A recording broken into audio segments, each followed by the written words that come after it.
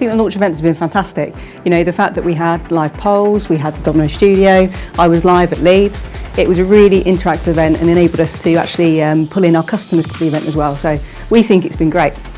So I'm so excited that we're launching the N730i, and being the global product manager behind all of this, it's absolutely brilliant to see what we've done. But more importantly, we've got an amazing team behind the scenes that's actually developed this press from the ground up. So yeah, I'm absolutely thrilled.